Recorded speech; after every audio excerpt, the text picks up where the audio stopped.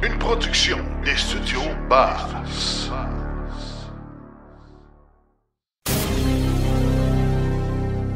Cet épisode hors série est une présentation du groupe Énergie Canada, votre spécialiste en véhicules de loisirs électriques. Pour plus d'informations, visitez le energygroupcanada.com ou appelez-nous au 1-877-755-5551.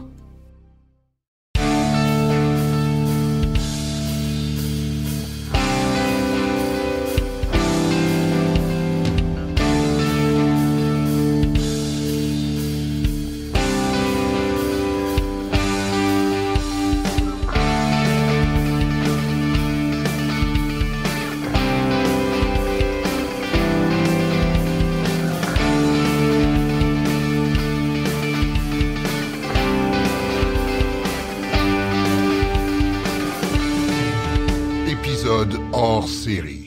Avant de débuter, une petite mise en garde super importante. L'enregistrement de cet épisode spécial sur les statistiques de 2023 a été enregistré la veille de l'annonce du retrait progressif des subventions provinciales pour les voitures électriques. De ce fait, il a évidemment été impossible de tenir compte de l'impact du retrait de la subvention dans nos prévisions, nos prédictions pour les prochains mois, prochaines années, puisque nous n'étions pas au courant à ce moment-là que la subvention serait retirée progressivement. Donc, évidemment, quand on va faire notre analyse, on n'en parle pas, alors je voulais juste vous mettre au courant. Sur ce, bonne écoute.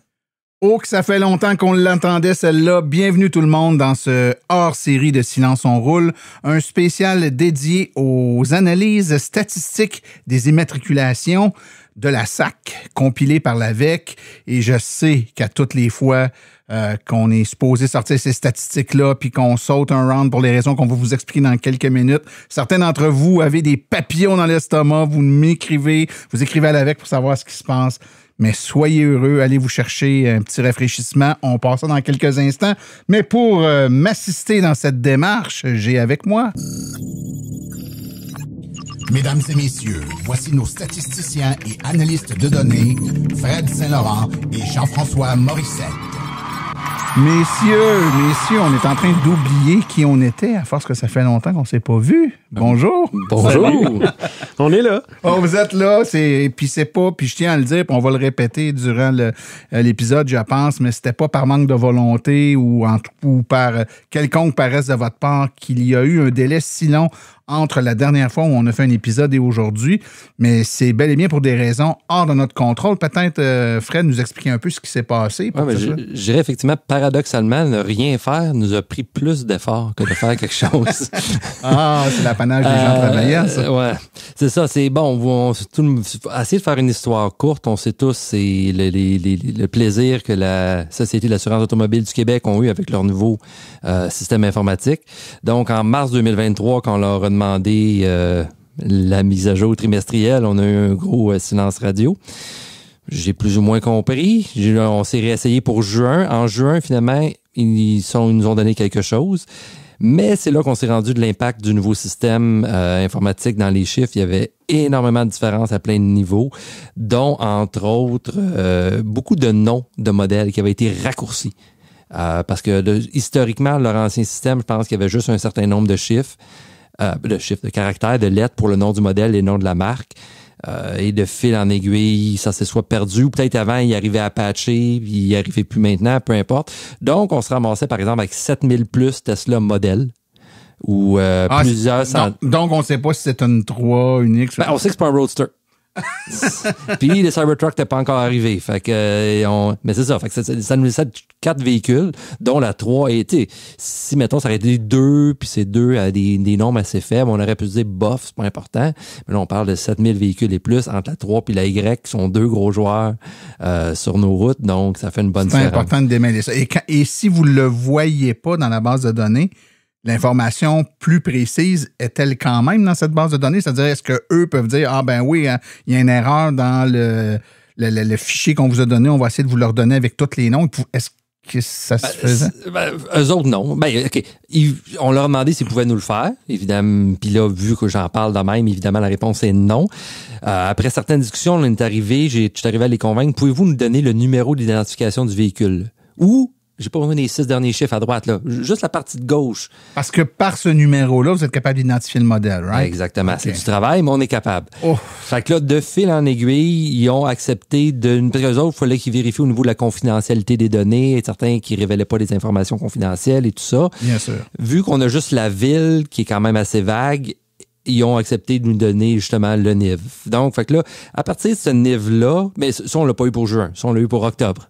Donc, c'est pour ça que là, c'est pour ça qu'on a eu nos premières tentatives de sortir des données en octobre. Nous autres, on a eu les données, en réalité, on voulait les données de septembre, ils nous ont donné celles du 17 octobre, puis on les a eues au 7 novembre. Donc, à partir de moi, en novembre, là, je me suis attelé sur les données que j'ai reçues. Ça a été de tout catégoriser les 250 000 NIV. À partir des NIV, j'ai pas regardé chacun des 250 000 individuellement. Je serais toujours pas là aujourd'hui. Mais justement, j'ai regroupé par les chiffres de gauche. Donc, ça a permis de faire beaucoup de simplifier, de diminuer le nombre. Il y en avait quand même plusieurs milliers. Donc, c'est plusieurs milliers. Puis, il n'y a pas une place universelle où décoder ces NIV-là. Là. Il y en a il y a un site américain qui est quand même pas pire la plupart du temps, mais pas pire la plupart du temps. Pour les autres fois, il y en a un pour Chevrolet, il y en a un pour Hyundai, il y en a un. Fait que il y a eu beaucoup de recherches pour réussir à tout faire ça, mais de fil en aiguille, je dirais que le classement est assez fiable, assez bien fait. Quand on vous dit que c'est un travail de moine que vous faites, là, c'est un travail de moine en temps normal quand tout va bien. Quand tout ne va pas bien, comme ça a été le cas là, c'est quand même un travail colossal. Alors là, je tiens à dire quand même à nos auditeurs que l'analyse qu'on va faire aujourd'hui, c'est le résultat, dans le fond, de tous les chiffres de 2023. On a les résultats en fin d'année 2023. Donc, c'est une belle rétrospective à la fois du dernier trimestre de 2023, mais de l'année 2023 au complet qu'on pourra mettre en relief, là, la comparant en 2022, par exemple. Et juste pour finir un petit peu l'histoire, c'est que là, ça, c'est les chiffres d'octobre qui étaient comme ça, qu'on est arrivé à 250 000. Pour ceux qui nous suivent sur le site de l'AVEC, vous avez vu notre publication, on a atteint le $250 000. On l'avait presque atteint. Parce que quand ils nous ont redonné les chiffres dans ces chiffres-là, on avait remarqué qu'il y avait beaucoup de vieux véhicules qui apparaissaient. Genre, il y avait beaucoup de Leaf 2012, 2013, 2014. Beaucoup. Par rapport à ce qui existait, là, on s'entend. Il n'y a pas 10 000 qui apparaissent de ces années-là. Mais il y en a quand même plusieurs vieux véhicules qui apparaissaient soudainement. On a analysé différentes hypothèses et celle qui, selon moi, était la mieux, la plus probable, c'était qu'il manquait des chiffres dans l'ancien système. Leur ancien système qui n'arrêtait pas de chialer avec, qui disait qu'il était limité et tout. Mon hypothèse, c'est qu'il avait retrouvé des nouveaux véhicules. Fait qu'il y a des véhicules qui étaient là, qu'on ne voyait pas avant, mais on les voit maintenant. C'est ce qu'on pensait. Ouais. Là, quand on a reçu des chiffres pour la fin de l'année, on est passé de 250 000 à 252. Non. Il n'y en a pas juste 2000 qui ont été vendus. Ça ne marche pas. Donc là, j'ai refait l'analyse à nouveau, puis j'ai vu que la très grande majorité des véhicules qui étaient apparus sont redisparus. Donc là, je me suis assis virtuellement par Teams avec eux autres pour en parler. Il y a eu plusieurs back and forth qu'eux autres, ils checkent de leur côté. Et ce qui est arrivé, c'est qu'en octobre, ils nous avaient donné tous les véhicules aussi qui étaient plus immatriculés. OK, pas ceux qui ont déjà été immatriculés, mais qui l'étaient plus. Ça. Retirés à un accident, peu importe. Sorti de la province, peu importe. Parce qu'eux, ils le gardent dans leur base de données. Ce qui est parfait qu'ils le gardent dans leur base de données au niveau gestion des données et tout. Je comprends très bien le comportement. Je ferais la même chose qu'eux. C'est juste que je ne nous l'aurais pas donné à nous autres. Bon, là... Depuis le début, quand on vous dit qu'on suit les immatriculations et non les ventes, c'est ça. C'est ça que ça donne, exactement. Alors là, messieurs, comme dirait la sœur volante... Je savais bien que je pouvais plus attendre. Alors là, c'est le temps de commencer. On se peut plus. On a le sang qui bouille dans nos veines. Il y en a combien de véhicules en fin d'année 2023, mon cher Jean-François? Chance que Fred nous a fait une histoire courte. Hein? On rentre à 7 minutes et 20. On en aurait, je ne sais pas, sous toute réserve. Non, on a assez confiance dans les chiffres actuels. On en a 252 142 au 31 décembre 2020. Wow, OK. Donc, on a notre quart de million et un peu plus. OK. Ça représente une augmentation de combien? Une très belle augmentation. Là. On a calculé ça 47,8, là, quasiment 48, presque 50%, quoi, si on veut arrondir, de croissance. C'est la meilleure qu'on n'a pas vue juste depuis le début de la COVID, là, finalement, depuis début 2020. Là. Fait que ça fait du bien. Excellent. Et donc, 252 000 véhicules immatriculés.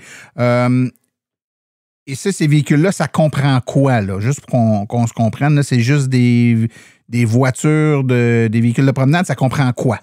comprend tout ce qu'une plaque d'immatriculation, en gros. Donc, et qui se branche. Oui, effectivement, parfaitement raison. Donc, ça inclut justement, il y a les voitures qu'on conduit nous tous les jours, il y a les camions de livraison un peu plus gros qu'on pourrait presque conduire, ou même, je pense, nos permis sont probablement corrects. Ça va de la motoneige, du 4 roues électriques, des balayeuses de rue, des resurfaceuses de glace, des machines excavatrices. Et quand je dis machines excavatrices, je parle pas juste de la petite pépine en arrière de chez vous pour creuser le fossé, là. Je parle littéralement des grosses machines de plusieurs tonnes dans les mines qui servent à extraire du minerai.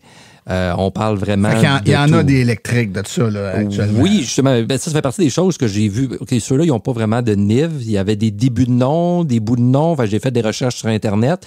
Il y en a certaines que tout ce que j'ai trouvé sur Internet, ça n'était à essence.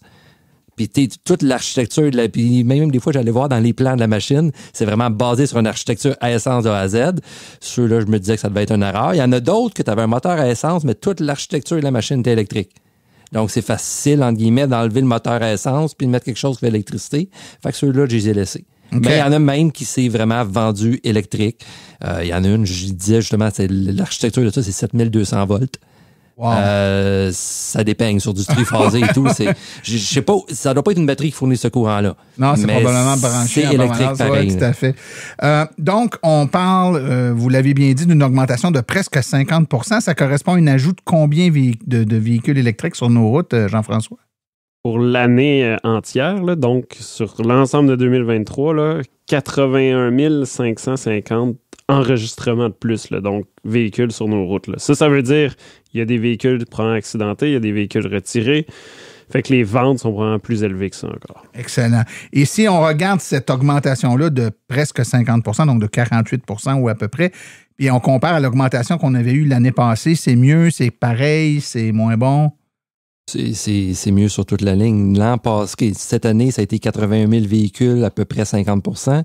L'année passée, c'était 32 000 véhicules, 32 %. En fait, pour une progression annuelle similaire, si on veut réussir à battre ça, faut, comme disait Jean-François, il faut aller avant la COVID. Donc, en 2019, on avait une augmentation annuelle de 69 %. Mais sur une base de beaucoup plus petits chiffres. Oui, exactement. C'était ce 69 %-là. Ah, je n'ai pas noté le chiffre, mais c'était beaucoup moins. En termes de nombre de véhicules, on ne devait être même pas à 81 000 véhicules à cette époque-là. C'est quand même vraiment fascinant.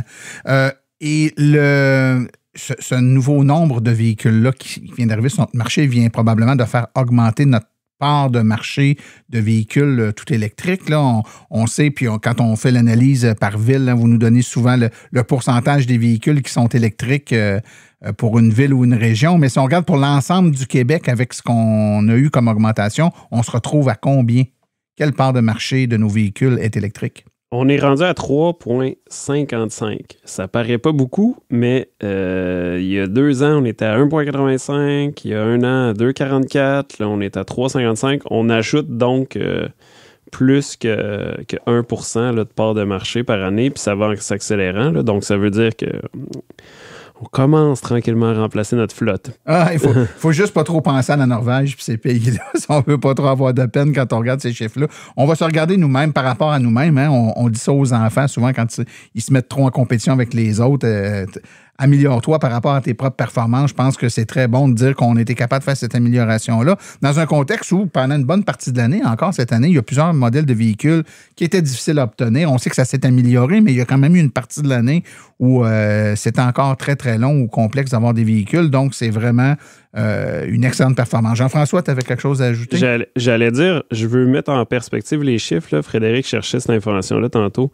On a ajouté 81 000 véhicules là, cette année. On n'avait pas encore 81 000 véhicules sur les routes du Québec à l'été 2020. OK. C'est quand même... Puis là, en 1 an, on a ajouté ça. Là. Fait quand même, là, les 10 années d'avant, là, on n'avait pas encore ça. Puis là, en 1 an, on l'ajoute. Donc, ça montre à quel point... La vague est là. Donc, c'est environ un véhicule sur 28 qui roule au Québec, qui est rendu... qui se branche, effectivement. Oui, tout à fait. Et si on regarde les ventes des véhicules neufs de Q3 selon Statistique Canada, c'est 20,25 %, donc un véhicule sur 5. si on se compare avec le Canada, on est équivalent, on est moins bon, on est bon là, ça, globalement. Je dirais, historiquement, la Colombie-Britannique avait une couple de pourcents d'avance sur nous autres, mais là, on est en train de les rattraper un peu.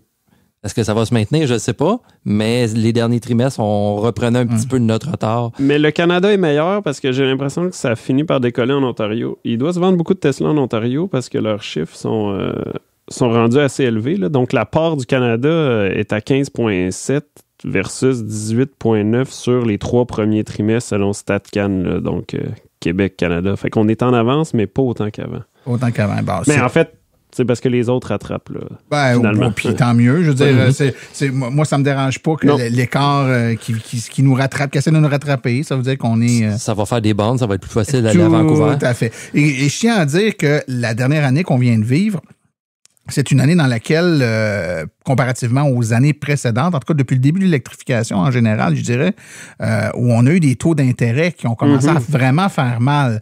Donc, on a passé de 0, 1, 2 % d'intérêt, puis de ramasser avec des taux d'intérêt comme on a actuellement, c'est pas nécessairement quelque chose qui incite à la surconsommation en véhicule, à tout de moins. Là. Donc, on essaie d'être un peu plus raisonnable. Certaines personnes ont peut-être repoussé leur choix d'avoir un véhicule électrique par manque de fonds dans certains cas, ou par manque de compréhension de ce que ça va coûter réellement dans d'autres cas, mais ça reste que malgré ces taux d'intérêt élevés-là, d'avoir ces chiffres-là, c'est quand même très, très bon. On peut quand même se réfléchir à ce qu'auraient été les chiffres si on avait eu des taux d'intérêt à 1 ou 2 %. Il aurait sûrement été un peu plus élevé parce qu'il y a non seulement l'intérêt sur l'achat de l'auto potentiel, mais c'est parce que tu as un taux similaire ou tu as une augmentation de taux sur ton hypothèque, tu as des augmentations de taux ici et là, puis finalement, il faut faire balancer le budget au complet. Fait que des fois, c'est la nouvelle auto que oui, je vais continuer à payer plus de gaz pour l'instant, mais J'ai pas les chiffres sous la main, là, mais d'ailleurs, il me semble que le pic de vente de voitures au total au Canada, là, c'est en 2017 ou 2018, là, c'est quand même en déclin là, depuis ce temps-là. Là. Ça a remonté un peu post-COVID, mais pas au sommet. Là. Non, exact. Maintenant, messieurs, je vous amène sur une autre piste parce que c'est quelque chose qu'on regarde tout le temps puis qui est un peu une référence ou je dirais un indicateur de la santé de l'électrification des transports, c'est-à-dire le ratio de véhicules tout électriques versus les véhicules hybrides branchables. On le répète, les véhicules hybrides branchables sont souvent considérés par plusieurs comme étant une façon sécuritaire de mettre le pied dans l'électromobilité sans trop... c'est rassurant. Si j'ai pas assez de batterie, je vais avoir de l'essence. Puis souvent, les gens ont un hybride branchable, puis à un moment donné, ils se rendent compte que, bon, ben avec l'autonomie qu'on est tout électrique maintenant, voyant le peu de plein d'essence que je suis obligé de faire avec mon véhicule, parce que si je gère bien même sa petite autonomie, je suis capable de faire presque tout électrique. On change après ça pour une tout électrique. Donc, le ratio d'hybride branchable, historiquement, baisse pour s'en aller de plus en plus vers des tout électriques. Est-ce que cette tendance-là s'est continuée dans les analyses du dernier trimestre, voire de la dernière année? Je dirais oui, et je dirais ça ne s'est pas empiré. Donc, justement, si on compare cette année versus l'année passée, le taux d'hybride rechargeable est de 100% électrique. Tu sais, on fait juste regarder 2022, les nouveaux 100% électriques hybrides rechargeables versus 2023, c'est sensiblement pareil. Donc, on parle à peu près 75-80% pour le 100% électrique et ce qui reste pour l'hybride rechargeable. Donc, si on regarde année par année, on est à peu près stable. Mais vu que historiquement, il y avait beaucoup plus d'hybrides rechargeables, la proportion est encore de 100% électrique est encore en train d'augmenter. Mais si ça reste stable, éventuellement, ça se stabiliserait autour de 80-20. OK. Mais là, on n'est pas 80-20 encore. Là, on n'est pas 80-20. Facile à retenir. Là, on est un tiers, 2 tiers. Là. Il y a 2 fois plus de véhicules électriques que d'hybrides rechargeables. OK. Donc, 66,6% de tout électrique pour 33,4% de... C'est ça, on n'est pas périodique. Là. C'est pas 6,6 c'est périodique, mais c'est pas loin. Là. Mais quand même, c'est facile à retenir. C'est vraiment 2 pour 1. Donc, au moment où on se parle sur nos routes de véhicules branchables, il y a 2 véhicules tout électriques pour un hybride branchable. Exact. OK. Excellent. Je vais poser la question à Fred. L'objectif de 2 millions de véhicules pour 2030. Donc, je reviens. L'objectif de 2 millions pour 2030, on le vise pour 2030, mais est-ce qu'avec les chiffres qu'on a là, avec les nouveaux chiffres qu'on a, est-ce qu'on pourra l'atteindre selon vos votre PIF et vos analyses statistiques. Ça. Ça. Si la progression continue de la façon qu'elle est partie, en suivant une progression logistique et tout plein de facteurs, en ce moment, oui, on semble pouvoir l'atteindre. Et en fait, même, on pourrait atteindre le 2,6 millions que tu parlais. Le 2 millions, on l'atteindrait autour de juillet 2029 et à fin 2030, on serait à 2,8.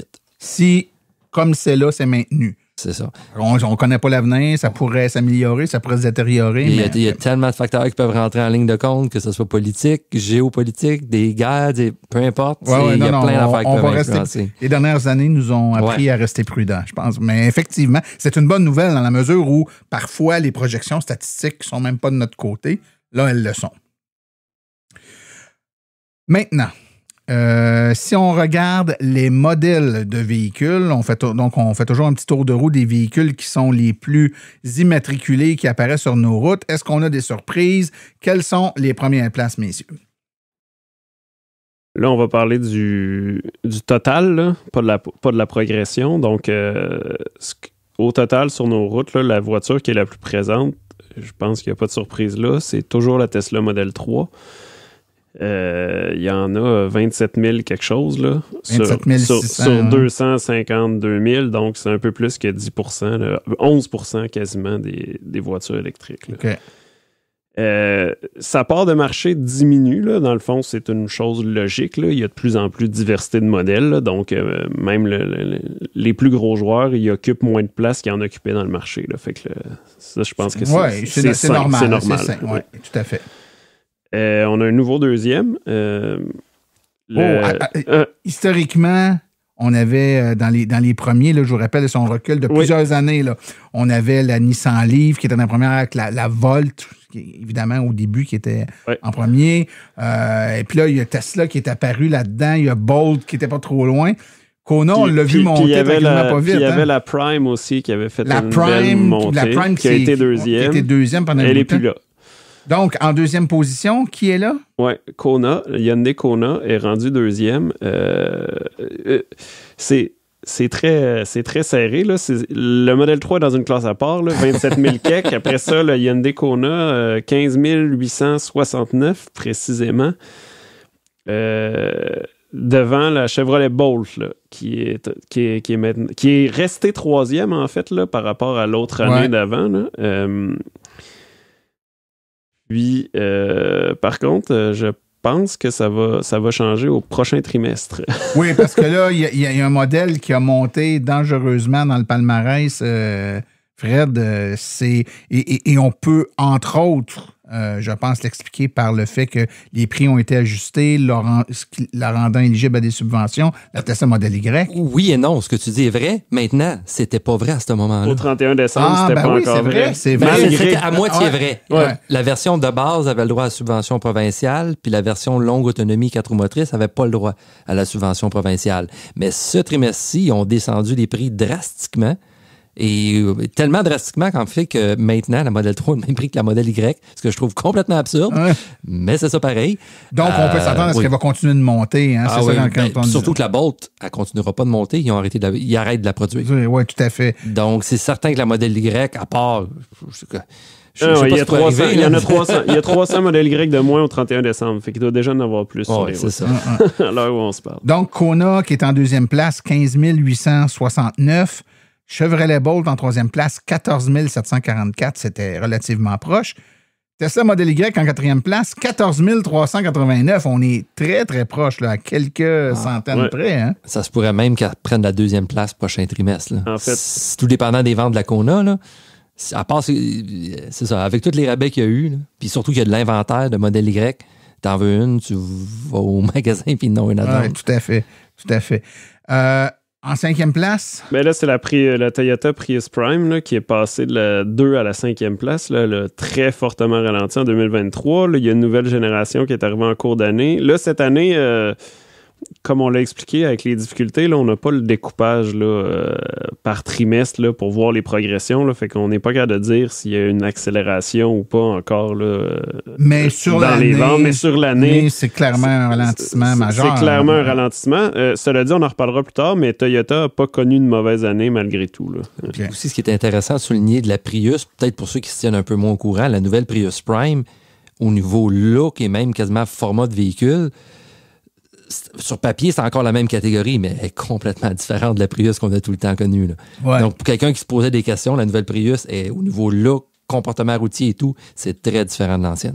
Des hybrides rechargeables avec des relativement longues autonomies, il n'y en a plus beaucoup sur le marché, fait que peut-être qu'elle va retirer son épingle du jeu. Là. C'est difficile de prédire les consommateurs. Effectivement. En 6e place.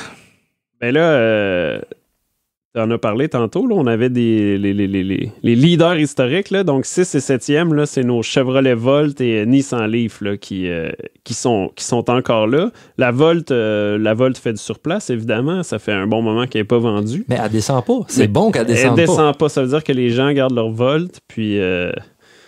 Donc, les véhicules qui étaient immatriculés demeurent immatriculés. Ils peuvent changer de propriétaire, mais ils restent immatriculés. Ce qui veut donc dire que c'est une voiture qui perdure dans le temps. Hein? Puis c'est quand même une statistique intéressante dans la mesure où plusieurs, il y a quelques années, prédisaient des longévités relativement courtes pour les véhicules électriques, prétextant que les batteries ne dureraient pas, etc. Là, on parle de batteries qui ont... 12 ans, 13 ans dans certains cas. Et puis regardez la panoplie de nouveaux modèles qui arrivent sur les marchés, puis il y en a quand même juste 5 à date qui ont dépassé la Volt sur nos routes. Oui, tout à fait, c'est quand même impressionnant. Donc, Chevrolet Volt en 6e place avec 11 700 quelques modèles, la Nissan Leaf en 7e place avec 11 633. Et un regain de vie parce qu'en 2022, là, il n'y avait pas eu vraiment de progression. Puis là, il y en a 1000 de plus. S'est vendu, donc, pour un modèle assez âgé comme ça, là, c'est une bonne performance pour Nissan. Là. Il reste à voir ce que ça va faire cette année. Ouais. Parce que sont vite avec le port de recharge rapide, CHAdeMO, déjà qui était désavantagé par rapport à CCS, mais là, CCS commence sa descente tranquillement pas vite, où on voit venir la descente rapide de CCS. Donc, en théorie, je pense pas qu'il y ait non plus de convertisseur NACS ou J3400 vers CHAdeMO. Du moins, je pense pas qu'il y en ait de prévu tout de suite. Donc, ça risque de... On verra ce qui arrivera. C'est son dernier sursaut d'honneur. J'ai l'impression. Peut-être cette année, mais c'est à l'approche de... Nissan, il y a peut-être des rumeurs comme quoi qu'il va y avoir une nouvelle version, mais on ne sait pas quand. Donc... À suivre. Et si on regarde les 3, donc 8, 9 et 10e place. Pour compléter notre top 20, top 10, pardon. Là, Mitsubishi a une bonne année aussi, là, le Outlander hybride rechargeable là, dans sa nouvelle génération. Je ne sais pas, est arrivé quand cette génération-là? Peut-être l'autre année d'avant? L'année passée, elle venait juste de commencer. Elle venait juste de commencer. Là, il s'en est ajouté 4000, là, donc il est à 11 373, là, à même pas 300 de dépasser la Leaf, justement, puis même pas 400 de dépasser la Volt. Donc, on peut lui prédire au moins une 5e place, puis la Prime, peut-être même la 5e place, si je regarde ça comme ça. Oui, tout à fait. Fait que ça va bien de ce côté-là. Puis là, on a parlé de la Bolt là, tantôt qui était 2e, mais il faut pas oublier que la Bolt, elle existe d'une certaine façon en 2 déclinaisons. Là. Fait qu'en 9e place, on a la Bolt EUV là, qui passe de la 16e à la 9e place en une année avec... On parlait de la Model Y tantôt. Ouais. Elle a des croûtes à manger là, comparé à la Bolt. Là. La Bolt EUV a eu une année exceptionnelle. Il s'en est ajouté 7904 sur les routes. Là. C'est plus que le modèle Y. Là. C'est la meilleure croissance de l'année. Puis ça la met à 10 900. Là. Donc, OK. Et c'était important quand on parlait du positionnement de la Bolt, de comprendre qu'on ne parlait que de la Bolt EV. Parce que si on additionnait, si on mettait ensemble, comme certains font, la EV et la EUV dans des statistiques, là, on serait vraiment... À ce niveau-là, nous, notre critère, c'est comment qui est vendu par Chevrolet, et eux, ils le vendent vraiment comme 2 modèles. Ah, tout à fait, je ne remets pas ça en doute. Hein, mais pour le fun, si on les additionne, là, on est en 2e place à peu près 2000 modèles du modèle 3. Là. Donc, quand vous avez l'impression de voir pas mal de Bolt une ou l'autre sur les routes, vous avez raison. Oui, tout à fait. Et en 10e place? J'ai parlé de Toyota. Là. Le RAV4 Prime a pris la place aussi de la Prius Prime. Là, puis pendant longtemps, les gens l'attendaient, mais cette année, ça a l'air d'avoir débloqué. Ça en vient d'ajouter pratiquement 5000. Là. Il y en a 9157 maintenant. Là. Donc, il reste 10e, mais il y a eu une belle croissance. Là. Bon, mais ça, c'est un magnifique top 10 des véhicules les plus immatriculés, dis-je, sur nos routes. Fred, si on y va plutôt en le regardant en termes de les meilleurs vendeurs de l'année en 2023, qui a le mieux tiré son épingle du jeu? Tu l'as dit tantôt, la Bolt EUV, le véhicule qui a été le plus vendu, 7904 modèles qui s'est vendu. Mais ensuite, quels sont les meilleurs vendeurs? C'est certain, il y en a plusieurs que ça va sonner un petit peu répétitif comparé à tantôt. Donc, en deuxième position, on a la modèle Y avec 7358, modèle 3 avec 6175. Donc, il s'est vendu plus de modèle Y que de modèle 3. Et la modèle Y est souvent, à ce moment-là, il y avait plein de versions pas admissibles aux subventions et elle était plus chère aussi. Donc, ça fait juste démontrer l'attrait que les gens ont vers ce format de véhicule-là. Peut-être une chose qui nuit un peu à la modèle 3, c'est qu'il y avait l'incessante rumeur rumeur, c'est pas une rumeur parce qu'elle est arrivée sur la moitié de la planète, là, mais du refresh de la modèle 3, que là, maintenant, est arrivé cette année. Est-ce que ça va aider à ce qu'il y ait un peu plus de modèle 3 en 2024? On verra. Ça va peut-être dépendre de l'écart de prix, encore une fois, entre la Y et la 3. Oui, j'avoue, parce que ça, honnêtement, j'arrive pas à comprendre qu'est-ce que Tesla ils font, mais bon, c'est eux qui décident. On a dit aussi tantôt le RAV4 Prime qui a eu une très bonne progression. Avec 4997. Il faut croire qu'ils ne voulaient pas faire 5000. Ils n'ont gardé 3. C'est peut-être 3 accidents. Il y a un qu'on n'a pas parlé jusqu'à présent, qui est la Volkswagen ID4, on n'a pas parlé parce qu'elle était très loin en arrière. Et là, elle a beaucoup avancé, mais pas assez pour se rendre dans le top 10. Donc, la Volkswagen ID4, il s'en est rajouté 4151. Quand même. Oui, ce qui l'amène en 12e position. En fait, si on regarde les courbes par manufacturier, souvent, chaque manufacturier a plusieurs modèles.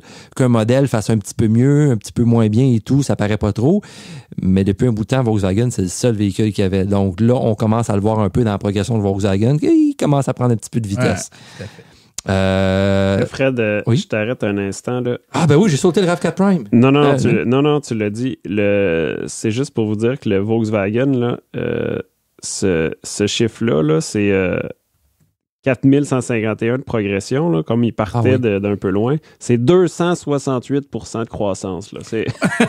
Oui, wow. Je pense que l'usine aux États-Unis finit par donner un coup de main, ouais, tout à fait. Quand il n'arrive pas par bateau, ça va un peu mieux, ouais. Fait qu'on a on a encore des croissances comme ça incroyables là, pour les nouveaux modèles, là, quand ils arrivent en fin d'année, puis après ça, ils finissent par débloquer les vannes. Là, fait que c'est assez impressionnant à voir. Je te laisse continuer. Ouais, ça, c'est un peu aussi des fois pour ça, justement, je ne dis pas non plus tout le temps les pourcentages à chaque fois, parce que ça vient qu'à dépendre de bien des facteurs, puis finalement, ce qui est important, c'est le nombre. Puis une fois que l'usine est là, il y a beaucoup de dynamique de où ce que le manufacturier décide d'envoyer ses véhicules. Je l'envoie en Europe, il y a plus d'incitatifs. Je l'envoie là, il y en a moins, ou ainsi de suite. Il y a tellement de dynamique sur comment ils répartissent leur production. Donc, après la Volkswagen ID4, on avait tantôt parlé de la Mitsubishi Outlander avec 4088. La Hyundai Kona qui est en deuxième position, elle avance bien, mais on voit que c'est pas elle qui avance la plus vite avec 3572. Un autre qu'on n'avait pas encore parlé, qui est quand même bien fait, le Toyota BZ4X. Bien sûr, avec 2836. On n'a pas parlé parce qu'il partait d'à peu près zéro. Donc, s'il continue de même, il va peut-être apparaître dans le top 20 cette année. La Hyundai Ioniq 5, ça, c'est un véhicule qu'en guillemets, tout le monde veut, tout le monde l'attend. Il y a des listes d'attente infinies et tout, et il s'en est juste livré 2517. C'est un format de véhicule c'est un format un petit peu plus petit que la modèle Y, mais à peine. Et on voit ce qui s'est vendu de modèle Y.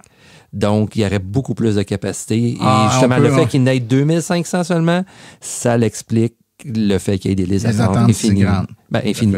Trop longues. Et je dirais la 10e meilleure progression de l'année, ce qui m'a complètement surpris, le Ford F-150 Lightning. Donc, il s'est vendu plus de Ford F-150 Lightning que de Mach-E ou de Ford Escape PHEV, si on reste dans la famille de Ford. Tiens donc. Tiens donc. Les Nord-Américains, en nous, sont toujours là.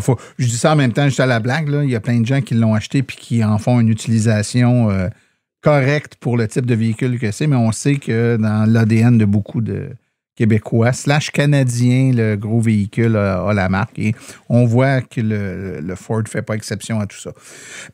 Il y a quand même eu certaines nouveautés en 2023, donc des véhicules qui sont apparus au cours de la dernière année. Forcément, ne se ramassent pas nécessairement dans le top 10 parce qu'ils viennent d'arriver, donc ils n'en ont pas encore vendu beaucoup, mais certains se sont démarqués.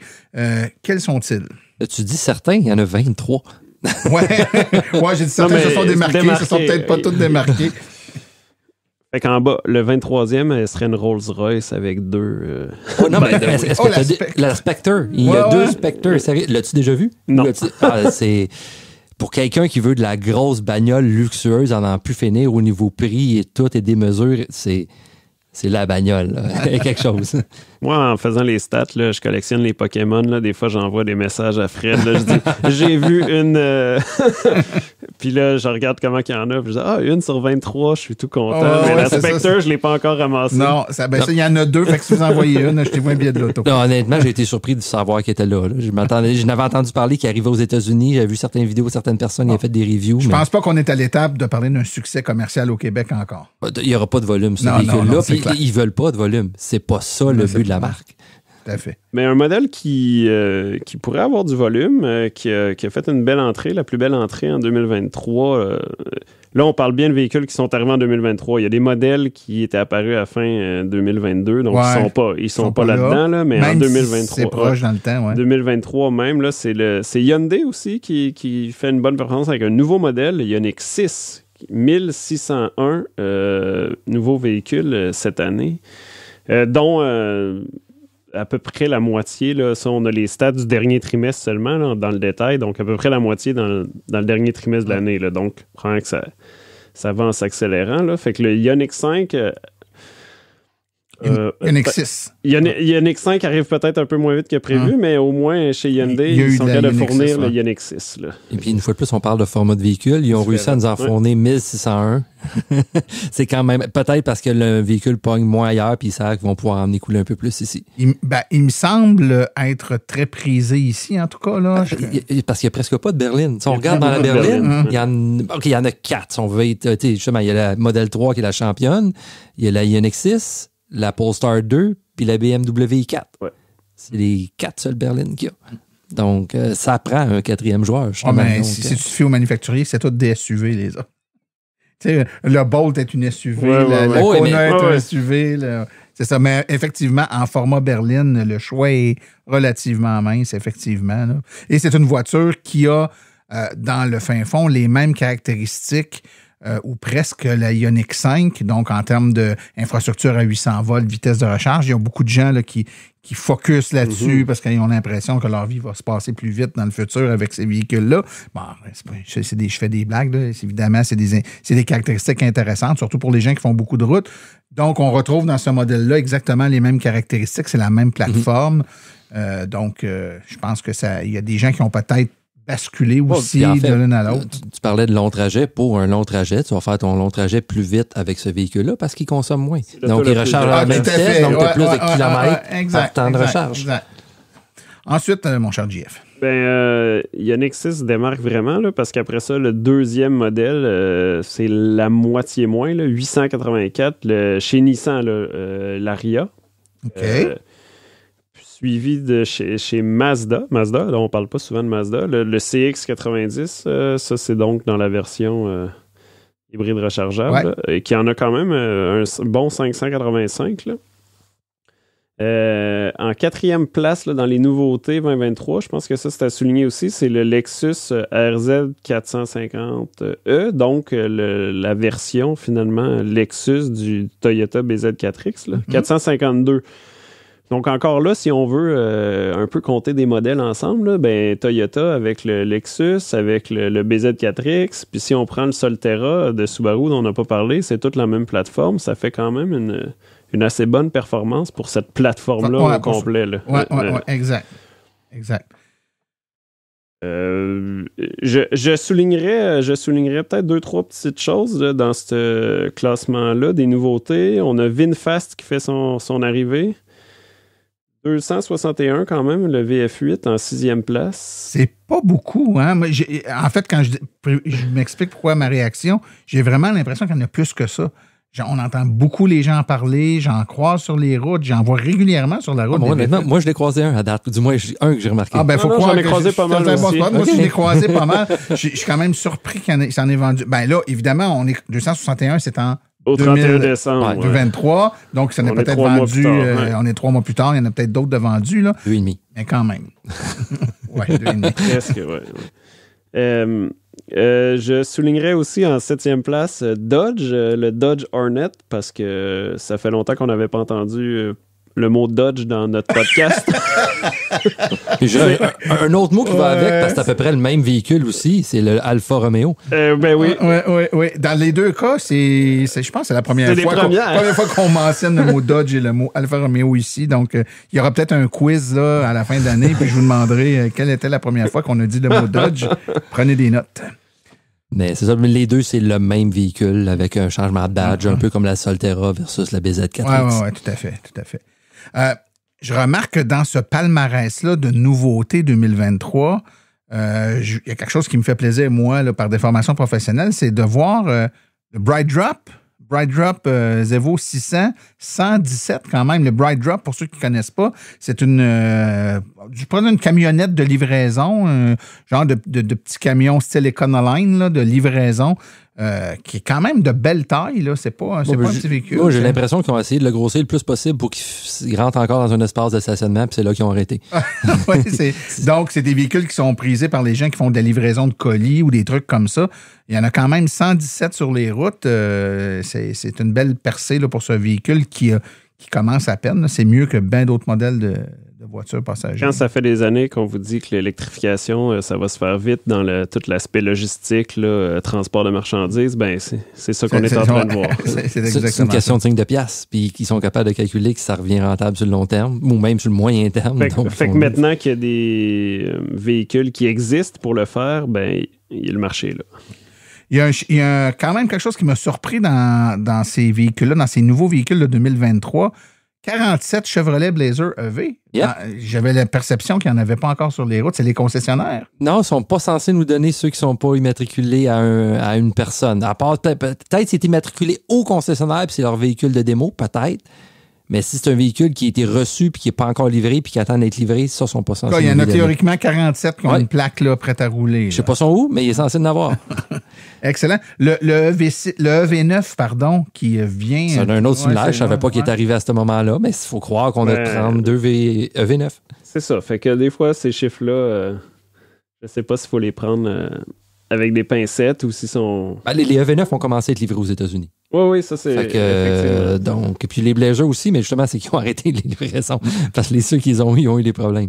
Mais là, c'est redémarrer le Blazer. Dans tous les cas, je dirais, regardons au prochain trimestre, là, si les chiffres ne changent pas, ben ça veut dire que c'est peut-être pas tout à fait dans les mains des consommateurs. Ouais, c'est possible. Après ça, sinon, ça va décoller. Ouais. C'est arrivé similaire avec la Solterra et la BZ4X. Il y en avait eu chez les droits d'une main. Oups, les livraisons avaient arrêté à cause d'un problème d'essieu ou non, de boulons qui retenaient les roues, quelque chose dans le style.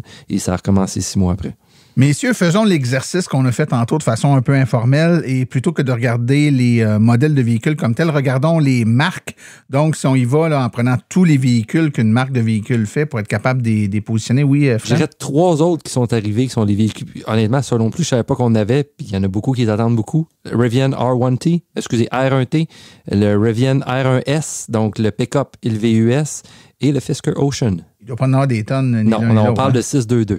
Mais il commence à se pointer le bout du nez. Oui, fait qu'on pourrait s'attendre à ce que dans les prochains trimestres, ça va arriver. Hein? Go, continue. Donc, si on regroupe ces véhicules-là, donc ces modèles de véhicules-là, et qu'on y va par marque, donc tous les véhicules de Tesla, tous les véhicules de Toyota, tous les véhicules de Ford, par exemple, qui sont nos grands manufacturiers gagnants faisons un top 5, là.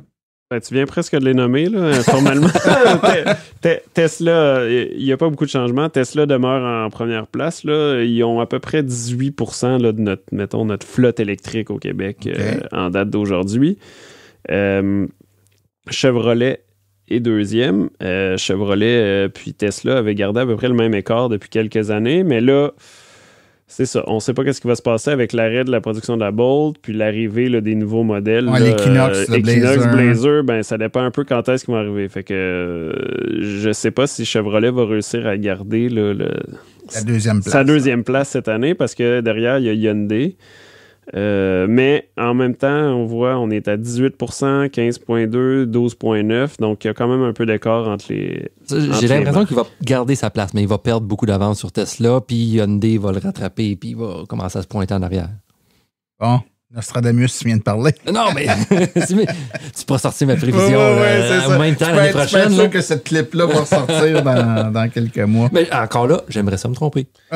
Ben, ouais, c'est ça. Mais il y a tellement tu sais, Hyundai, on l'a vu tantôt, a pas livré tant de véhicules que ça. Peut-être que si les livraisons augmentent... Si l'Ioniq 5 débloque, que le Ioniq 6 aussi continue à se livrer.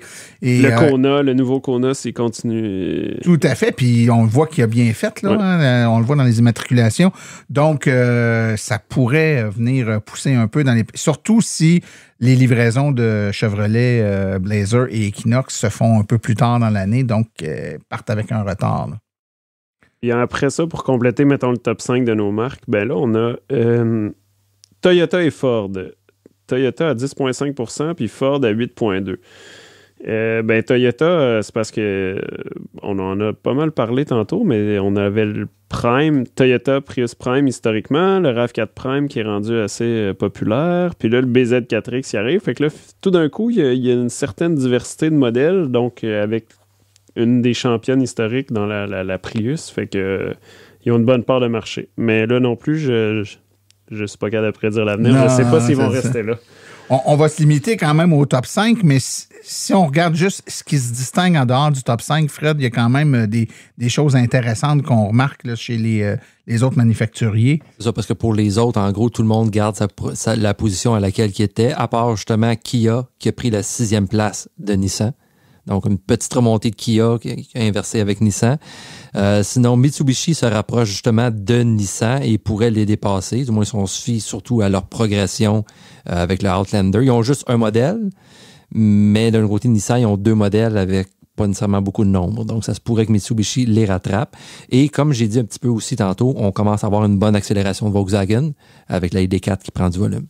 Mais une fois de plus, autant, je dirais, pour Mitsubishi que pour Volkswagen. Maintenant, si tu veux te distinguer et tu veux espérer rattraper, ça te prend de la diversité. Ça te prend plus qu'un modèle. Oui, c'est clair. Puis on sait que dans le cas de Volkswagen particulièrement, il existe les véhicules en Europe, ils sont là. Ils sont juste pas ici. Donc, reste à voir si certaines versions, ID, d'autres numéros là, qui existent en Europe vont apparaître ici. Ça pourrait être une possibilité. On sait qu'il y a la petite fourgonnette aussi, l'ID Buzz qui... Elle risque de faire tout un buzz. Oui, effectivement. Je pense que c'est la prochaine sur la liste, normalement, qui confirmé l'arrivée en Amérique du Nord. Ça, puis en Europe, je pense qu'il y a justement... je ne sais pas s'ils ont 2 versions, mais ici, je pense qu'ils vont, de ce que j'ai compris, ils vont juste avoir la version longue empattement. Donc, une fois de plus, tout est gros en Amérique du Nord. Bigger the better, il y en a qui disent. La dernière fois, on avait commencé ça, puis je pense que c'était intéressant avec la récente explosion d'électrification de plein de types de véhicules. On a commencé à regarder un petit peu plus loin que juste les véhicules légers, là, ce qu'on appelle un véhicule de promenade, là, que monsieur, madame, tout le monde s'achète. Il y a d'autres segments qui existent, on a commencé à les regarder, puis la progression s'accélère aussi dans ce domaine-là. Parlez-moi de ça. Qu'est-ce qui se passe dans ce domaine-là dans l'année 2023? On peut peut-être commencer par les autobus. Là, c'est l'autre catégorie qu'on suit depuis plus longtemps. Là. Donc, on a, avec Lyon qui était présent au Québec depuis longtemps, là, on a quand même beaucoup d'autobus électriques sur nos routes, là, surtout dans le domaine de l'autobus scolaire, je dirais. Donc, le Lyon C, ça demeure le gros joueur. Il y en a 942. Là, on approche le 1000 autobus Lyon sur nos routes. Les autobus en tout, on en a dénombré 1209. Fait que ça veut dire qu'il y a d'autres joueurs. Là. Il y a Bluebird qui en a 200 maintenant. Donc, pour les autobus, là, c'est une belle progression. En fait, c'est des progressions qui sont plus rapides que le marché dans l'ensemble. Il faut comprendre, pour ceux qui ne sont pas au courant, que dans le cas des autobus scolaires, il y a des obligations légales. Donc, les transporteurs scolaires ont des objectifs imposés par le gouvernement de proportion de la flotte qui doit migrer vers l'électrique là, dans les prochaines années, ce qui n'est pas le cas dans les autres types de véhicules. Donc là, eux, ils ont une pression. Là. Ils savent que, en fonction du nombre de véhicules qu'ils ont, par exemple, un transporteur qui a, je dis n'importe quoi, 60 autobus scolaires, mais lui, il sait qu'il y a un certain nombre de ces autobus-là qui doivent être électriques avant longtemps. Donc, quand il y a des renouvellements, ben, ils vont embarquer de l'électrique ça amène une certaine pression là, pour accélérer le processus. Donc, on risque de voir des progressions qui vont augmenter encore plus. Puis, ils continuent à s'améliorer aussi. Justement, le Lyon va offrir une nouvelle version avec plus d'autonomie sur leur batterie. Donc, puis je suppose que les autres aussi vont faire similaire. Là. Donc, l'offre, les modèles disponibles ne sont pas immobiles non plus. Non, tout à fait. Les deux vont ensemble. Ensuite? On commence à voir beaucoup de ce qu'on a classé là, dans les véhicules outils. Fred en a parlé un peu en introduction. Par contre, ici, on voudrait juste mettre un petit avertissement. Là. On a une importante croissance. Là. On a écrit plus 859, il y en aurait 937.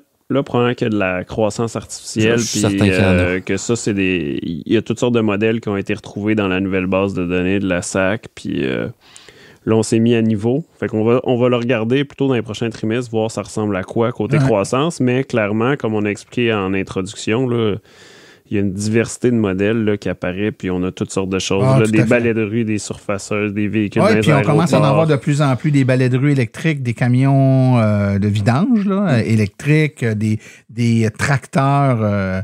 Tracteur pour creuser, le tracteur dans le sens... excavatrice. Exactement. Des véhicules miniers, il y a toutes sortes de trucs. Dans ceux qu'on ne voit pas, que j'ai appris qu'il y avait justement aussi dans les aéroports, les espèces de camions qui traînent les bagages ou avec l'espèce de tapis pour monter les bagages dans l'avion. Oui, exact. Tous les segments. C'est tout en train de s'électrifier et pour de bonnes raisons. C'est des véhicules qui roulent généralement jour et nuit, à basse vitesse, donc dans le scénario le plus polluant pour les véhicules à essence, et qui sont toujours dans un périmètre très, très, très restreint, hyper facile à gérer au niveau de la recharge, etc. Donc, c'est des scénarios d'électrification vraiment idéal, effectivement. On peut continuer là, dans les différentes catégories. Des motos puis des motocyclettes à vitesse limitée là, qu'on appelle les scooters traditionnellement. Là, ça continue à augmenter. Plus 277 scooters, plus 69 motos. C'est quand même une grosse augmentation, 277. Là. Oui, c'est 47% de plus comparé. Il y en a peut-être certains qui ont été retrouvés, mais il y en avait quand même beaucoup de modèles d'années très, très récentes. Là. Tout à fait. Sinon, il y a aussi des véhicules tout-terrain. Véhicules tout-terrain, ça va dans toutes les catégories, justement. Donc, c'est autant, justement, pardonnez l'anglicisme, je ne suis pas sûr comment le dire en français, mais bon, vieux motocross. Donc, justement, des véhicules à deux roues pour s'amuser dans les bosses et tout, avoir du plaisir. Il y a des 4 roues, il y a des cartes de golf, parce que c'est un peu hors route, fait que c'est à un certain niveau tout-terrain, certain qu'on ne traversera pas pour se rendre à... Mais c'est pas immatriculé, un carte de golf, c'est immatriculé. Il y en a qui le sont, faut croire. Puis je me dis que s'il y en a qui sont immatriculés électriques, il doit y en avoir aussi qui sont essence. Donc, comptons-les avec les autres. Fait qu'il y a vraiment plein de formats de véhicules, tout plus, justement, un peu plus individuels, puis pour aller sur toutes sortes de terrains. Et après ça, il y a on donnera pas de chiffres parce qu'on est encore un peu en train de débattre, là, étant donné la croissance qu'il y a dans ce domaine-là, puis la variété de tous les différents modèles et le spectre, puis les utilisations variées et tout. Mais c'est tout ce qui est gros camions. En bon véhicule mi-lourd et lourd. C'est ça. Là. Mais il y a eu beaucoup de progression. Il y a le Lyon 6 qui était déjà là depuis longtemps, Lyon 8 qui, eux, continue à augmenter. Malgré que Lyon 8 descend un petit peu, mais c'est probablement des véhicules qui sont en test. En test et prototype. Là. Sinon, il y en a des nouveaux qui commencent à apparaître. Donc, celui qui a en plus grand nombre, il y a le Freightliner e-Cascadia avec 22. Il y a Volvo VNR. Il y en a plusieurs qui commencent à apparaître sur le marché. Excellent. On passait du 10, 12, 50 roues. On retourne à 2 roues avec les motos. Donc, les motos, ça continue aussi à augmenter. Il y en a eu 69 nouvelles motos électriques de plus sur nos routes cette année. Le gros joueur depuis toujours, et ça continue à être, c'est Zero. qui en ont beaucoup plus que 0, sont rendus à presque 200. Sinon, le deuxième après, c'est Harley Davidson avec avec la Livewire, qui n'ont 40. Et après ça, c'est tout plein de petits modèles avec des nombres un peu plus petits. Certains modèles qui ont juste existé le temps de quelques années, qui sont malheureusement plus ces routes. Ça va faire des belles motos de collection. Tout à fait. Peut-être rapidement, là, avant qu'on y aille d'un point de vue un peu plus géographique, oui. Les motoneiges, on en a parlé ici à l'émission, que ce soit Taiga ou d'autres. J'ai l'impression qu'il s'en est vendu quand même quelques-unes. Est-ce qu'on a une progression là-dedans? Eh bien oui, je dirais probablement c'est l'année de la motoneige, en voulant dire. C'est vraiment cette année. Il n'y a jamais eu pas de neige comme cet hiver. Il y a beaucoup de monde déçu de ne pas avoir sorti leur bébelle. Oui, mais c'est ça. Je dirais qu'il y en a probablement à peu près 118 de déçus de ne pas l'avoir utilisé autant qu'il aurait voulu. C'est ça, parce qu'il y en a 100. Historiquement, je pense qu'il y en avait juste 7 ou 9 Taiga, c'était tout. Ben, historiquement, l'année passée. Puis c'est l'année passée qui est arrivé. On connaissait presque personnellement chaque personne qui en avait acheté une en plus. Cette année, c'est là qu'il y a eu le gros boom. Il y a eu maintenant 118 nouvelles motoneiges électriques. Ça, c'est toute une croissance. Ça? Ouais. Puis il n'y a pas juste Taiga. C'est ça. Si on veut le mettre en pourcentage, c'est 1311%. Mais c'est ça. Taiga, c'est lui qui a eu la plus grosse augmentation avec plus 71. Ah, donc ça me dit, on était à 9 l'année passée. C'est ça, donc on était à plus 71, donc maintenant 80, j'ai oublié le 0, 80 Taiga. Sinon, il y a aussi l'arrivée de BRP, donc le traditionnel skidoo. Donc, il y a 42 Grand Touring électriques. Quand même, pour sa première année. Oui, puis honnêtement, il y avait eu des rumeurs, puis il en parlait à peu près pas, c'était silencieux, puis là, c'est arrivé. Ben, ouais, c'est silencieux dans tous les sens du terme, mais elle vient juste d'arriver. Et il y a aussi 3 Lynx Adventure électriques. De ce que je peux voir, ça serait une filiale de BRP, ou en tout cas, la motoneige, elle ressemble comme 2 gouttes d'eau. Leur site web ressemble comme 2 gouttes d'eau. Donc, j'ai l'impression qu'il y a un lien avec BRP. Là. Possible. Messieurs, le temps file, mais je veux vraiment qu'on ait le temps de faire une petite incartade dans ce qu'on peut, dans ce qui est géographique, parce que je pense que ça n'a pas été facile. Là. Il y a beaucoup d'éléments qui peuvent avoir rendu dans les données l'information difficile. Mais est-ce que notre top 3 a changé? Première question.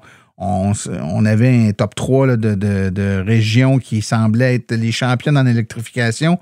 Est-ce que ça a changé? Ben, ça change pas tant que ça, non. Hein? Si on regarde les régions, là, tout le monde croit un peu de la même façon, assez en phase avec la croissance de la province. Puis, nos champions restent nos champions. Donc, la Montérégie l'emporte encore une fois. On rigole tout le temps parce que Martin et moi, on est en Montérégie, puis Fred est à Laval, puis on prend un peu d'avance sur Laval. Et voilà. Faut quand même se péter les bretelles avec ce qu'on peut. Donc, la Montérégie est en première place, un peu d'avance sur Laval. Ensuite, si on descend un petit peu dans... Lanaudière qui... On dit que ça ne change pas, mais historiquement, là, si on recule de quelques années, là, on a eu Lanaudière qui a été championne pendant des années, puis là, elle est rendue 3e depuis un bout de temps, mais elle demeure 3e.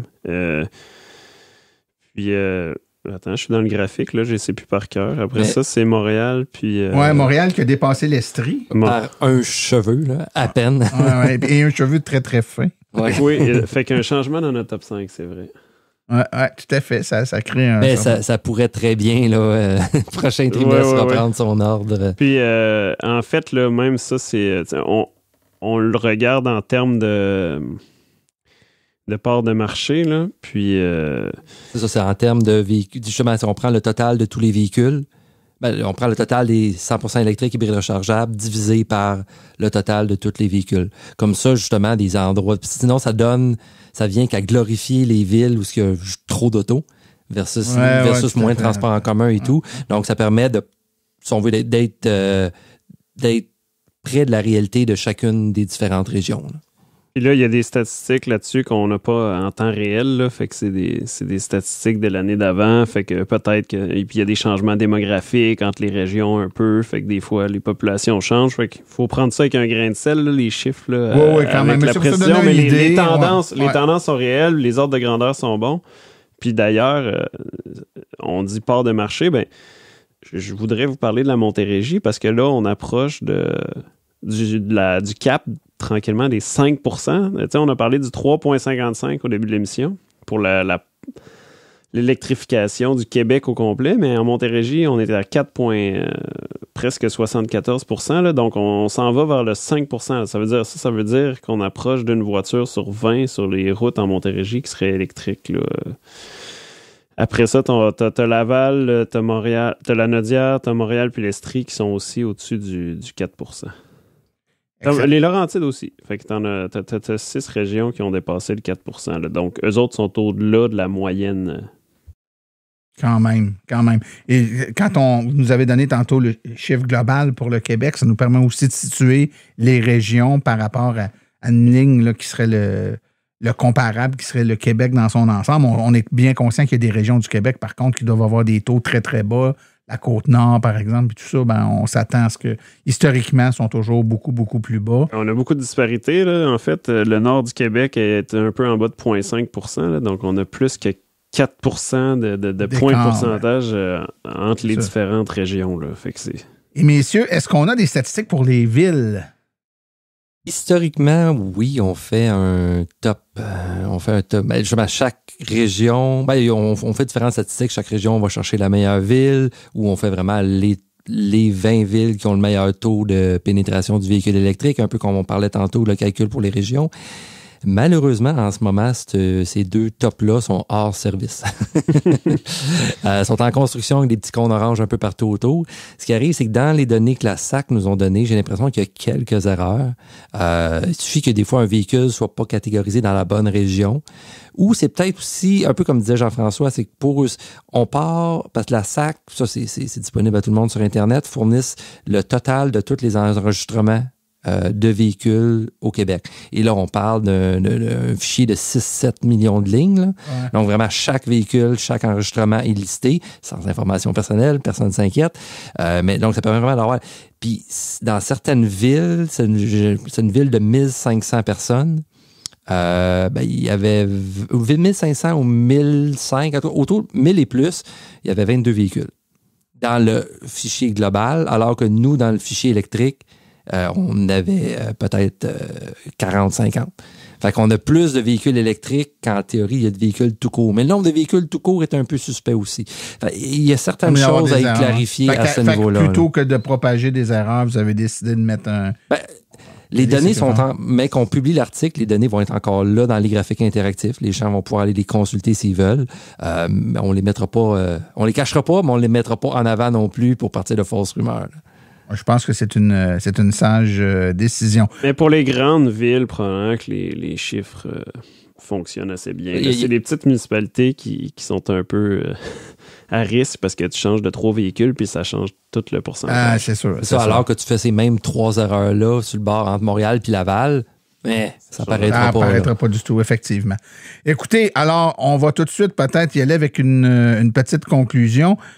À défaut d'avoir ces données-là propres à chacune des villes, on peut quand même, je pense, avec les données que vous nous avez présentées là, tirer certains constats ou en tout cas certaines... il y a certaines tendances, je pense, qui ressortent de tout ça. Une première avec le fait que je pense que même à l'œil, on le voit, là, les listes d'attente, il y en a encore, mais ça semble mieux que c'était. C'est-à-dire qu'on reprend du poil à la bête, ça se détecte dans les données que vous avez là? Oui, bien, en fait, il y a beaucoup des modèles, justement, qui avaient beaucoup d'attentes, que là, soudainement, se mettent à apparaître. On parlait du RAV4 Prime, que le monde se faisait dire en année. On vient de voir les chiffres qui augmentent, puis mon voisin en face de chez nous, il l'a reçu. La Volkswagen ID4 aussi, il y avait énormément d'attentes. On voit qu'ils commencent à arriver. Pendant un bout de temps, les Tesla, il y avait de l'attente aussi. Ils commencent à arriver. Je suis pas nécessairement au courant de chacun des modèles, mais il y en a vraiment beaucoup, beaucoup qui commencent à arriver. Les ceux qu'on entend qui a encore beaucoup d'attentes, malheureusement, c'est des Coréens. Que ce soit la INX5, la EV6. La EV6, les Kia, c'est un peu moins payé de ce que j'ai compris. Mais il y a encore beaucoup d'attentes au niveau de ceux-là. Et peut-être la raison aussi s'explique de l'approche du manufacturier. C'est que des fois, il y a certains manufacturiers, justement comme Volkswagen avec la ID4, que la ID4, ils vont la faire en Amérique du Nord, ils vont la faire en Allemagne, ou Nissan, justement, la Leaf, ils en font à différents... Donc, leur même véhicule, ils le font dans plusieurs usines. Alors que les Coréens, eux autres, c'est le contraire. Ils ont une usine qui fait ce modèle-là et c'est pour le monde. Donc, ils prennent pas un modèle en disant qu'on va en faire des millions. Il y a mieux avoir des millions de modèles. Bon, j'exagère, des millions de modèles, mais il y a mieux avoir plus de modèles, moins de véhicules de chaque modèle. Donc, c'est peut-être un peu pour ça qu'on se ramasse dans ce phénomène-là. Peut-être, lorsqu'ils vont commencer à avoir assez de diversité, peut-être que l'impact on a tout le temps on a tout le temps l'impression d'attendre après eux, peut-être que ça va diminuer comme perception. Excellent. Une autre tendance qu'on peut... Avec tout ça, là, les disponibilités qui semblent se résorber un peu, on a quand même observé différentes baisses de prix. Là. Dans la dernière année, on a notamment parlé de Tesla tout à l'heure, mais je pense que de façon générale, la combinaison de la disponibilité amène la baisse de prix, puis ça fait que les véhicules sont avec le taux d'intérêt qui a monté, c'est peut-être ça aussi qui explique un peu la baisse de prix, mais ça fait que les véhicules, pour certaines catégories de gens, redeviennent un peu plus à considérer parce que le premier chiffre qu'ils voient, il est un peu moins effrayant qu'il y a quelques mois ou un an ou deux. Là. Et ça leur a rendu certains véhicules qui étaient plus admissibles, soudainement admissibles au rabais. Effectivement.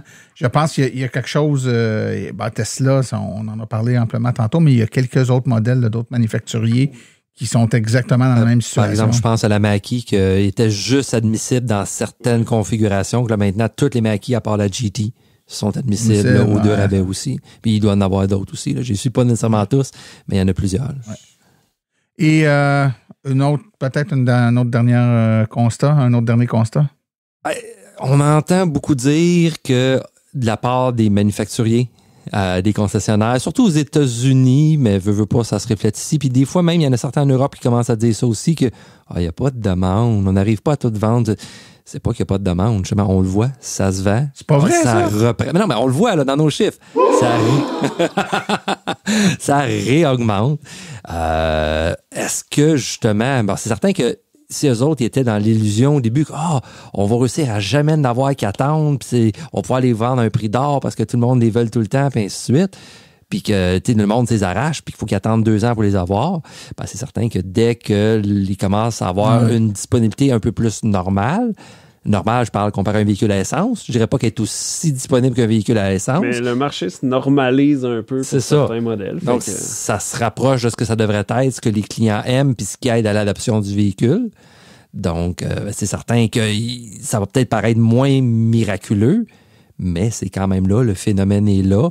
Puis justement, tout le fait qu'il y a de l'offre, puis il y a certains manufacturiers qui poussent un peu plus au niveau des prix. Ouais. Ça l'attire tout le marché par en bas, ce que certains autres manufacturiers ne doivent pas être contents, mais ça fait partie de la réalité de l'offre et de la demande. Puis je pense que tu as vu juste aussi, Fred, quand tu dis souvent ça vient des États-Unis, puis effectivement, il y a certains modèles de véhicules pour lesquels on doit attendre quand même relativement ici, qui sont disponibles, sont dans les cours chez les concessionnaires aux États-Unis. Donc, c'est sûr que pour eux, si là-bas, culturellement, pour plein de raisons, bonnes ou mauvaises, il y a un peu moins de demande pour ce véhicule-là, ça ne veut pas dire qu'il n'y a pas de demande pour le véhicule, il n'y a pas de demande là, cet endroit-là, mais prends le véhicule, amène-le ici, ils vont partir dans la même journée. Là. Je veux dire, ça reste... Tu sais, mets-moi une trentaine de Ioniq 5 dans le stationnement d'un concessionnaire Hyundai, à qui on donne le défi des ventes dans la journée. Ils les vendent en journée. Hein? Mais ça, j'ai l'impression que c'est une situation qui devrait s'améliorer cette année aux États-Unis. Parce qu'un des gros facteurs en arrière de ça, tantôt quand on a parlé le top des manufacturiers, au Québec, le Tesla est en première position, certes, mais avec 18%. Aux États-Unis, Tesla sont en première position, mais je ne suis pas sûr exactement c'est quoi, là, mais c'est entre 60 et 70%. Ouais, donc aux États-Unis, hors de Tesla, il n'y a plus de salut. Là. C'est ça, c'est un peu comme c'est un frigidaire. Ils disent, au lieu de dire un auto électrique, ils disent un Tesla versus frigidaire. C'est quelle marque ta Tesla? C'est une GM. Ouais. Mais une des raisons qui expliquait ça, c'est le réseau de recharge aux États-Unis qui a beaucoup de misère. Sans dire que ça va changer du jour au lendemain, il y a quelques semaines, Tesla ont commencé à ouvrir leur réseau de supercharger à Ford. Donc maintenant, tous les propriétaires de Ford peuvent utiliser peut-être pas la totalité, là, mais on va y aller avec... On va être généreux. On va être conservateur. Ils peuvent utiliser la moitié des superchargers aux États-Unis.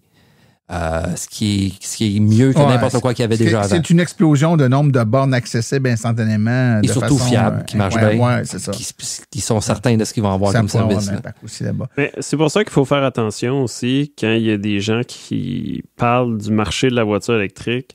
il n'y a pas un marché de la voiture électrique. Il y a des marchés, puis le Québec a des spécificités complètement différentes de la réalité des États-Unis. Donc, et même du reste du Canada. Et même du reste du Canada et de l'Europe. C'est des dynamiques tellement différentes que finalement, de faire des conclusions très généralistes, ça sont s'applique pas à la fois ici. culturelles et réglementaires. C'est-à-dire que les États comme le Québec ou la Colombie-Britannique qui a des normes zéro émission vont avoir par le fait même plus de véhicules disponibles parce qu'on force les manufacturiers à en rendre disponibles là. Il y a aussi culturellement, nonobstant ces normes-là, le Québec a toujours été plus porté vers les véhicules électriques. Mais d'où vient la norme? C'est peut-être dû à la culture aussi. Oui, donc, tout à fait. Tout est dans tout. Donc, messieurs, avant de vous quitter, peut-être je vous laisserai juste avec une petite question. Selon vous, 2024, ça va ressembler à quoi? Quand on va se reparler, j'espère qu'on va se reparler avant la fin de 2024, ceci dit. Là, hein, j'ai fait la demande pour les chiffres du prochain trimestre. Bon, excellent. Mais quand on va faire la rétrospective de 2024, donc dans un an, selon vous, vers quoi on s'en va? Là? Ça devrait ressembler à quoi? Votre boule de cristal, M. Nostradamus. Nostradafred. Nostradafred, oui. Ben, moi, je serais porté à dire que ça va vraiment ressembler un peu justement au dernier trimestre qu'on a eu. Justement, une bonne progression. Les listes d'attente vont peut-être encore continuer à descendre. Les modèles qui étaient bien partis devraient continuer. Certains nouveaux modèles qui vont apparaître. Je ne m'attends pas à un gros changement par rapport à ce qu'on a maintenant. Je m'attends à un changement. C'est que pour du moins au moins les 2 prochains trimestres, on risque d'avoir très, très peu de GM apparaître, malheureusement, parce que c'était une grosse partie des chiffres, GM. Ça fait une couple de fois que ça leur arrive, hein, puis les rappels de batterie, etc. Donc, malheureusement. Mais la bonne nouvelle, c'est que GM, normalement, quand ils remettent la Switch en on, ils la remettent pour vrai. Ah ben, de ce que j'ai compris, c'est ça, de ce que j'ai compris, j'ai fait différentes recherches sur le sujet, différents articles, différentes sources. La chaîne de production est là pour les autos, sont prêtes à produire les batteries. C'est toutes les machines pour assembler le battery pack. Le battery pack. Ça serait quoi en français, exactement? Le pack de batterie. Le bloc batterie. Le bloc batterie. En tout cas, pour mettre toutes les cellules de batterie ensemble, pour faire un gros bloc qui vient qu'à faire la batterie de l'auto, c'est tout au niveau de l'automatisation de tout ça qui ont de la misère. Fait en théorie, s'ils arrivent à mettre le doigt sur le bobo là-dessus, puis qu'ils arrivent à rendre leur machine efficace et tout, ça devrait pouvoir partir vite selon ce qu'ils disent. Oui, effectivement. Toi, Jean-François, as-tu une prédiction que je pourrais te remettre sur le nez dans un an? J'aimerais ça dire que ça aille aussi bien qu'en 2023 quand même, parce que finalement, 48% de croissance, bon. moi je le reprends. Ouais, tout à fait. Tout à fait, bien sûr. Ben écoutez, on va se croiser les doigts. On espère qu'on s'en va vers là. Messieurs, encore une fois, un merci immense pour tout le travail que vous avez fait pour en arriver là, et particulièrement dans le contexte qu'on a décrit en début d'émission aujourd'hui, pour lequel il y a une somme. Fred, particulièrement là, Frédéric. Tu as passé du temps. J'espère que ta vie de couple n'a pas trop écopé. Non, ça va, c'est correct. J'ai pas besoin d'envoyer des fleurs à madame pour lui justifier toutes les heures que tu as passées devant une base de données. Assez austère, hein? On s'entend, là, des numéros de véhicules puis des marques de véhicules. Oui, mais justement, j'écoutais de façon en parallèle, justement, des podcasts ou d'autres affaires. Okay. Justement, j'ai une oreille qui se renseignait sur le domaine. Pendant que l'autre oreille puis les yeux cherchaient. On joint l'utile à l'agréable. Mais quand même, je vais quand même vous remercier là, pour le travail que vous faites et le temps que vous prenez pour venir en parler. On se pose des fois la question sur ce qu'on fait, c'est-tu écouté, puis tout ça, puis il y a plein de moyens de le savoir, évidemment, là, par le nombre de téléchargements. Mais au-delà du nombre de téléchargements, je dois vous dire que, et de loin, votre absence dans cette séquence normale-là de venir faire un tour ici à tous les trimestres a été de loin l'absence la plus remarquée de l'histoire du podcast. Des journalistes qui nous écrivaient, des monsieur, madame, tout le monde qui nous écrivaient, des gens que je rencontrais dans la vie de tous les jours dans mon travail qui disaient hey, « on écoute ton podcast ». Ça. Souvent, les gens qui me reconnaissent sont bien gentils puis me disent qu'ils écoutent le podcast, mais les statistiques, il me semble que ça fait longtemps. Les gens ne sont pas au courant des problématiques au travers lesquelles vous avez dû naviguer pour en arriver là. Et visiblement, ça manquait aux gens. Donc, je suis bien content qu'on ait pu trouver une façon de le faire aujourd'hui. Hein. Puis aussi, une chose, je vais préciser, là, on est en train de finaliser l'article. Il nous reste des petites affaires à finaliser pour l'article. Donc, si jamais vous voyez que l'article n'est pas disponible sur le site de l'AVEC au moment que le podcast sort, ça va s'en venir vraiment pas longtemps après. Là, on va essayer de la finir. Ben oui. Puis de toute façon, on comprend que tout le monde impliqué dans le processus fait ça bénévolement. Il faut bien comprendre, il y a l'AVEC qui paye pour avoir accès à des données. Ouais, c'est quand même assez cher. Quand même assez cher, mais je veux dire, les gens qui mettent leur temps et leur talent là-dedans, c'est fait bénévolement. Donc, on peut comprendre qu'avec la somme de travail que ça représente avec les défis que vous avez rencontrés, ben il y a juste 24 heures dans une journée, comme on dit. Messieurs, merci beaucoup pour votre présence. Et puis, dès que vous avez des données sur un prochain trimestre, ben on se remet ça, là, puis on va manger l'éléphant une petite bouchée à la fois plutôt que de manger toute une bouchée.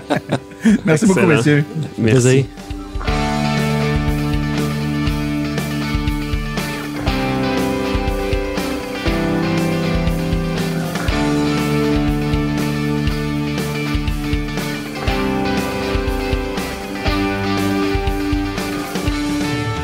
Épisode hors série.